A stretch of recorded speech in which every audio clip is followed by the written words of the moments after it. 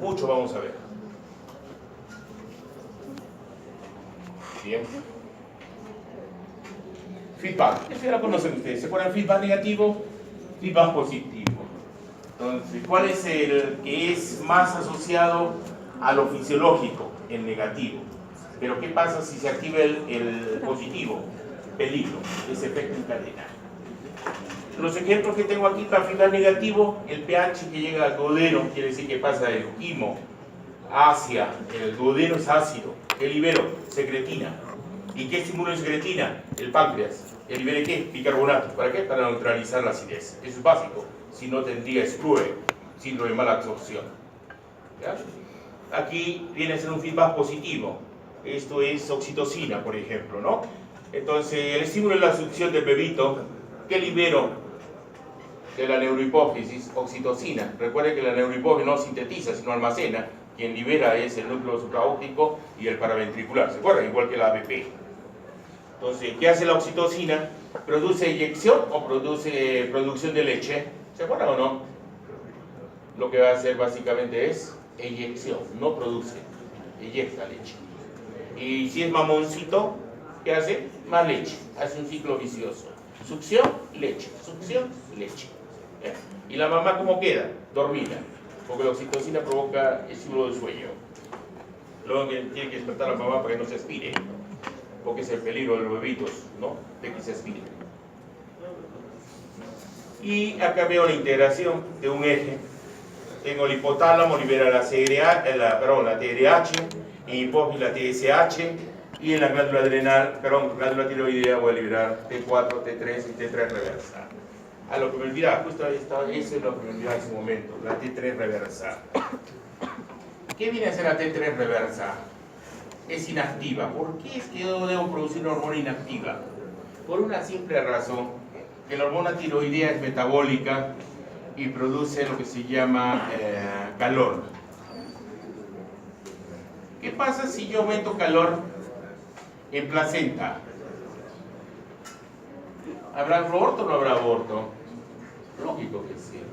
¿Qué pasa si aumento calor en el testículo? Se incendia el testículo. Cuando el alumno comienza a dar su semen para ver el espermatograma, un cementerio, y comienza a llorar el alumno.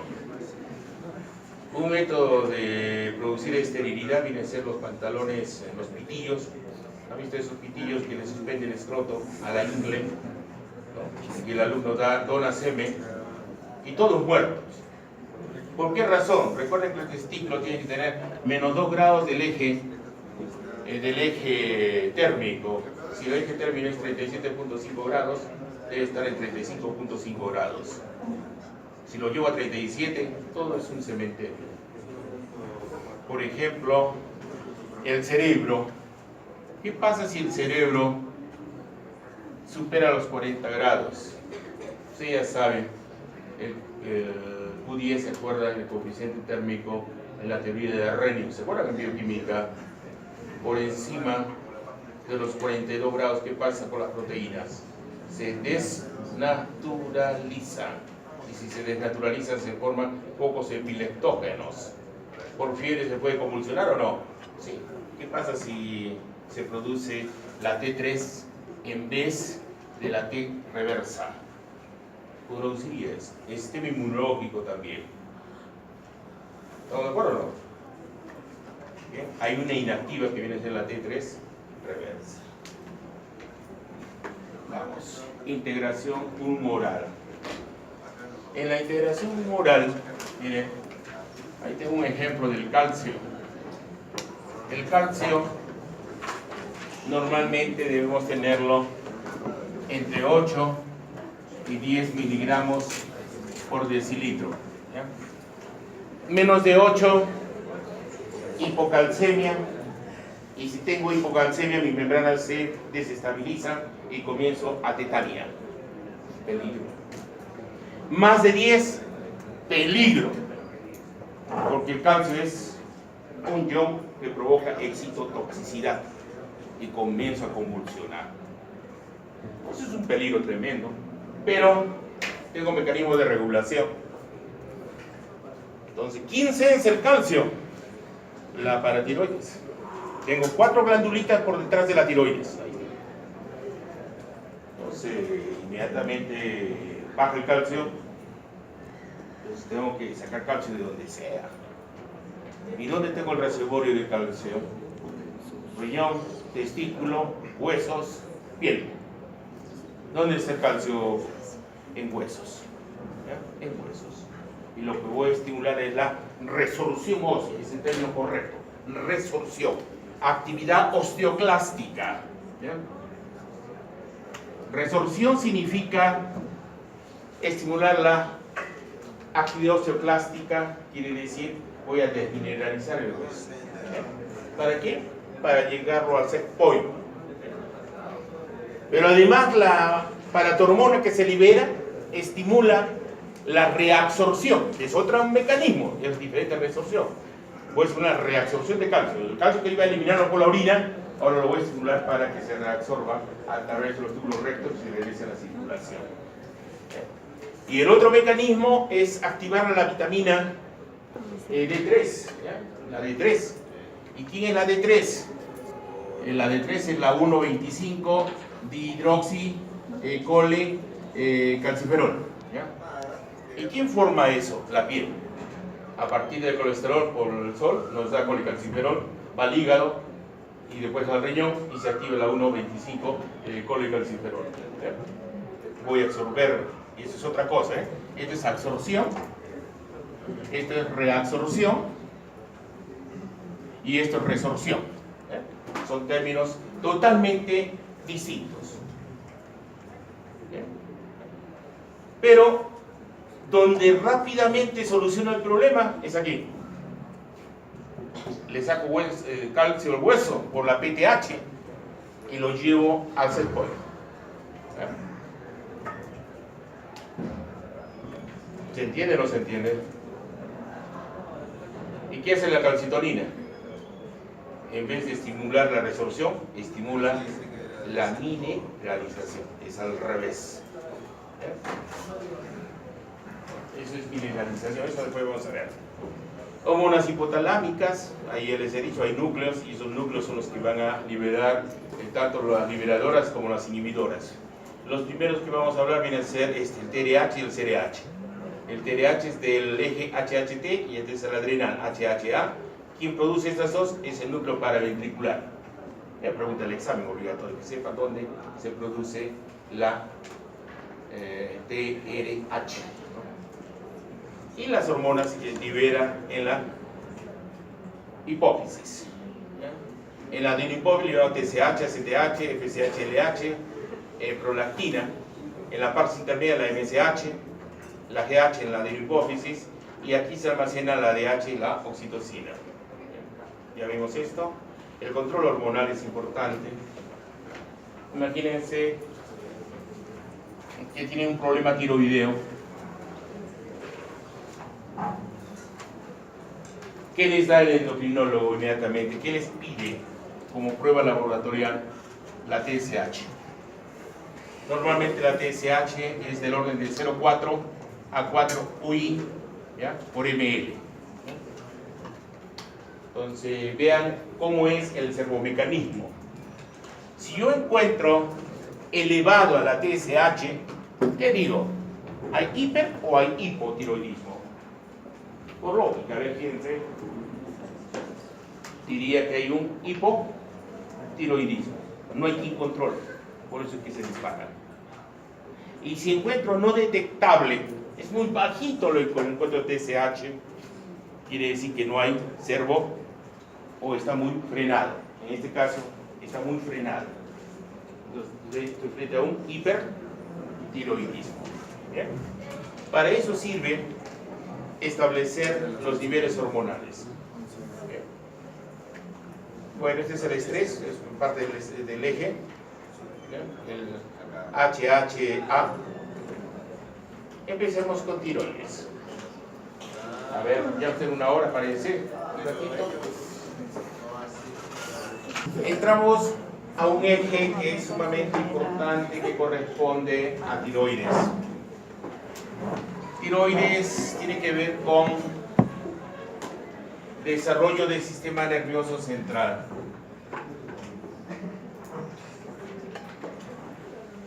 Si nosotros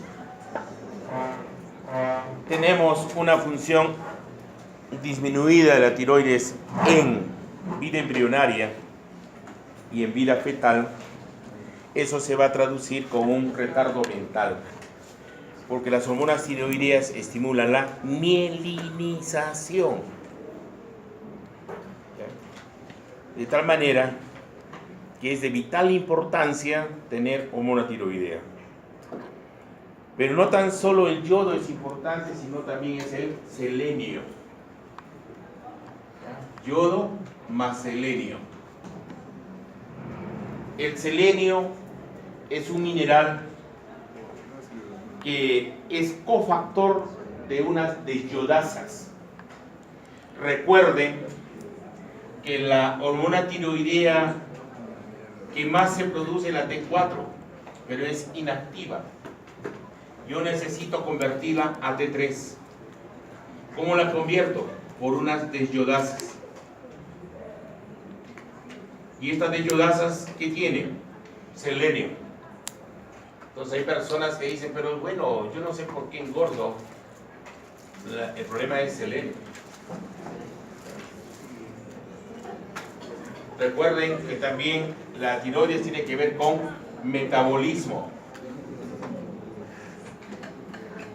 Metabolismo es producción de ATP y generación de calor.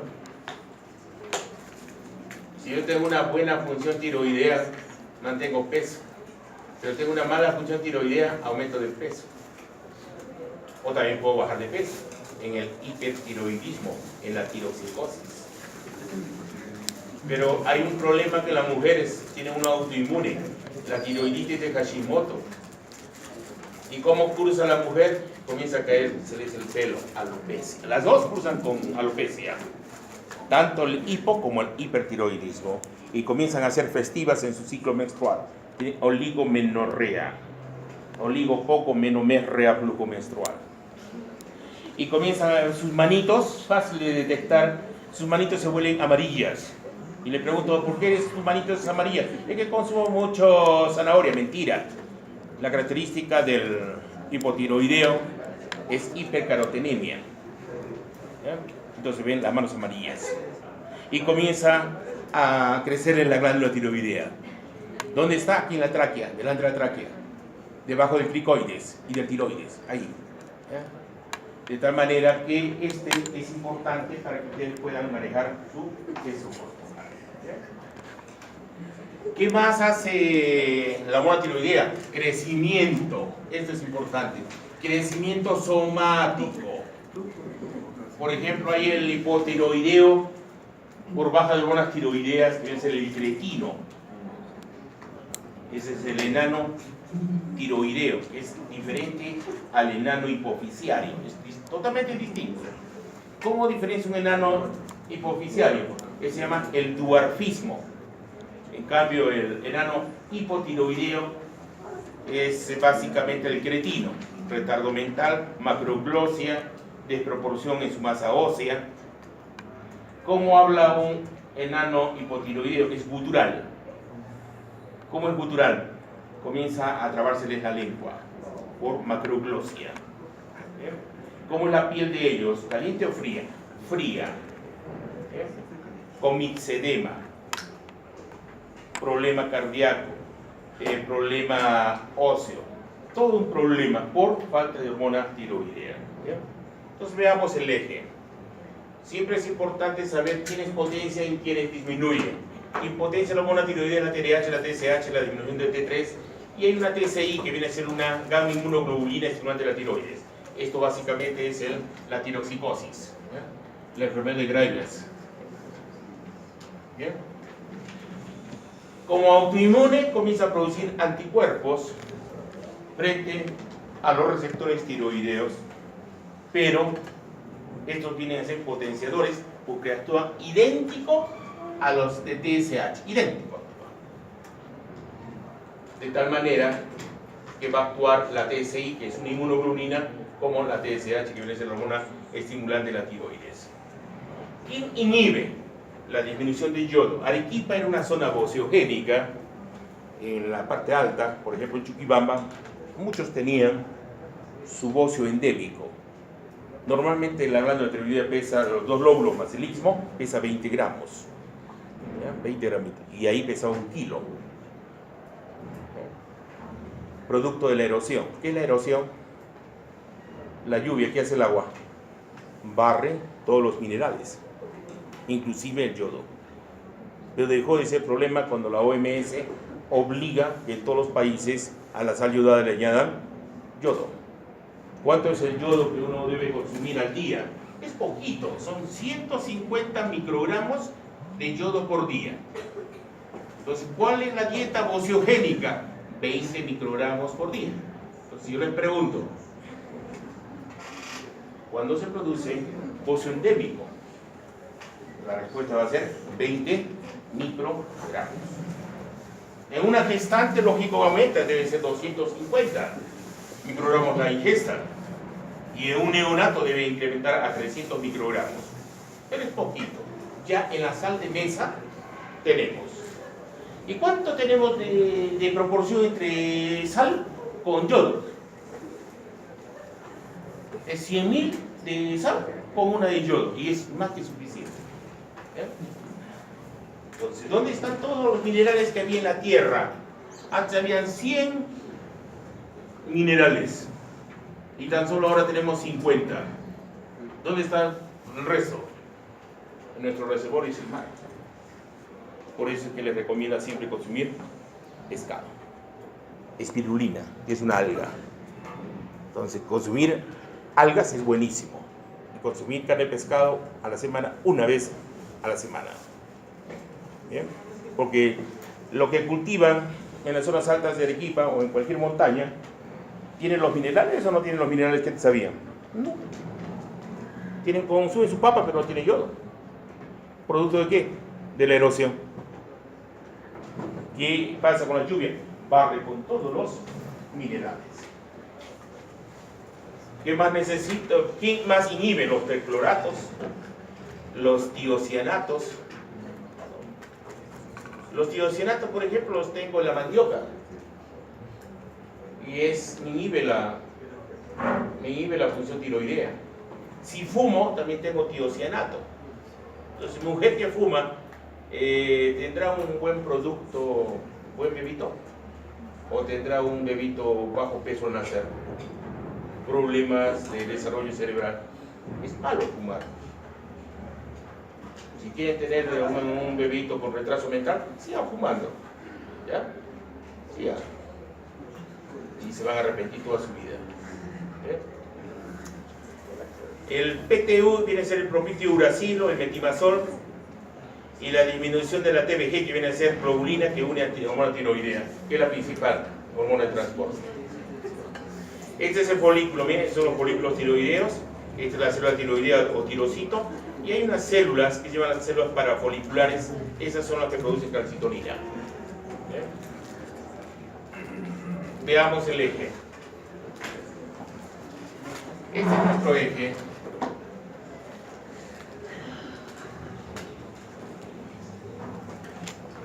Hipotálamo, liberamos la TRH, ya les dije, ¿qué núcleo liberamos? El supraóptico, preóptico, arcuato, paraventricular, faltan datos. ¿Dónde se libera la TRH? En el paraventricular. ¿Qué es el TRH? Es un tripéptido constituido por glutamato, histidina y prolina. Entonces mínimamente deben saber esa secuencia. Glutamato, histidina, prolina.